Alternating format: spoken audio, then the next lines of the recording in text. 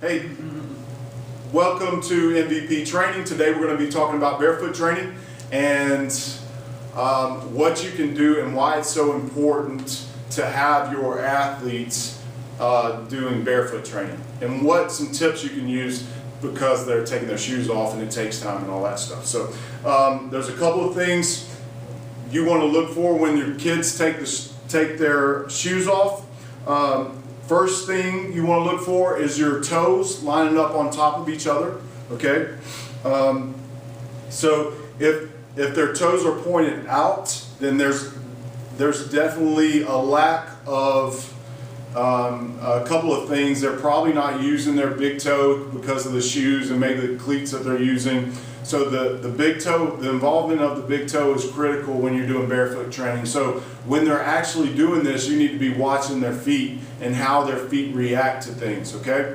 And some things that you can do to help that is doing some drills like we're about to do. Before we get to that, let's talk about some misconceptions of what we can see with bare feet, okay? A lot of common misconceptions are flat feet. If I have flat feet, usually a lot of people will assume that there's something wrong or their foot isn't as strong as it should be. That's simply not the case. But the involvement of the big toe is absolutely critical. The second thing you want to look for is how well defined do those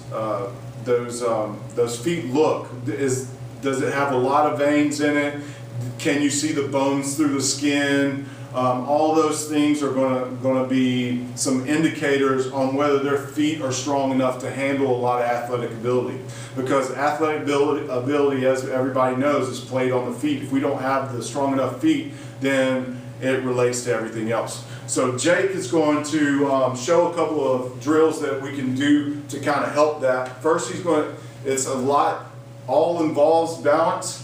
And when he's doing this balance drill, you want to see how his ankle is turning in and out.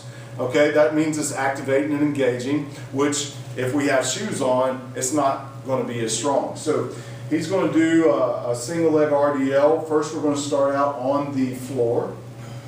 And even though he's just on the floor, like we start out with athletes, he's still turning a lot of signaling on, coming through the feet, to the knees, to the hips, and even stabilizing in the spine right here, okay? This is a great drill that you can do to start with. This is a great warm-up for athletes to just start there. And when they're doing that, you want to tell them about engaging their toe. We tell them to try to dig that big toe into the ground just to help it engage a lot. Because if you don't engage that big toe, our big toes can be really lazy with these shoes that we wear.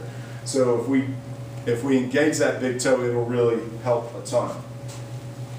So the next thing he's going to do is go to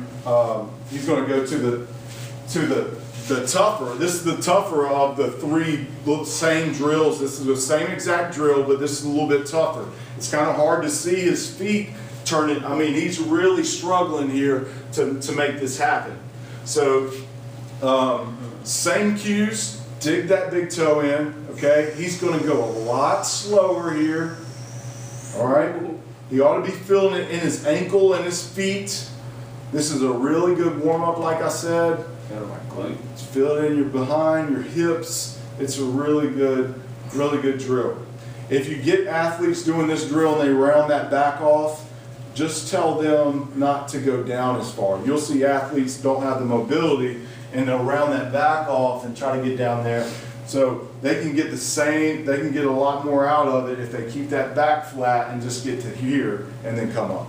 All right, so now we're going to do it on a sand bell. This is kind of like this is a sand bell. It's a kettlebell full of sand is what it is. So he's going to do it on sand. This is kind of the second level of what you would normally progress an athlete to. We can do these two. We usually do these two with middle school and high school athletes, and the younger children, the younger athletes, will have a hard enough time on the floor. So he's still getting a lot of signaling back. If he did this with his shoes on, it's a little bit, the signaling coming, the nerve endings coming from his feet aren't as strong as if you did it barefooted. And that's important to athletic development. All right? So the next couple of things that we can do here is we do our upper and lower body mechanics just barefooted like this. So we'll get to this position, we'll tell them to engage that big toe. We'll sit there for about 10 seconds to have that good posture, and then we'll say go and switch. They'll go and switch and try to engage that big toe. Okay? Dig that toe in. Make a statue, dig that toe in. Okay? And then we'll go 1, 2. Dig that toe in. See, I still have problems with this. And then 1, 2, 3. Okay? It's a good way to get mechanics in while they're barefooted. You don't want to do a lot of jumping with athletes because you're then going to have, you might end up with some issues until the athletes get comfortable being on their feet and using those muscles and nerve endings. Their feet will get really tired really quick. So one of the ways to do this is to go through a normal dynamic. If you go through a normal dynamic, and it'll really help strengthen that foot until they get comfortable, and then the athletes are really going to want to come in here and take their shoes off because they feel more comfortable in it, which is that's what you want. Some things to do with teams, okay? There's always a lot of feedback. Well, I've gotten a lot of, I'm not going to get my whole team to take their shoes off. Well, there's a couple of thoughts here, okay? If you got athletes that are in the weight room, you know, they're worried about safety, okay, that's fine, great. So let's start out with our shoes off, okay? Or if you get athletes with that are coming from outside and have to transfer their cleats to their shoes, go ahead and you're going to take the cleats off anyway. Why not take the cleats off, take their socks off, and then just bring their tennis shoes into the weight room. You'll do the dynamic with the shoes off, and then they'll just put them on, okay? They're going to waste the same amount of time transferring the shoes anyway. They just know that they have to put their shoes in the weight room. So hopefully this helps with some barefoot training for athletes.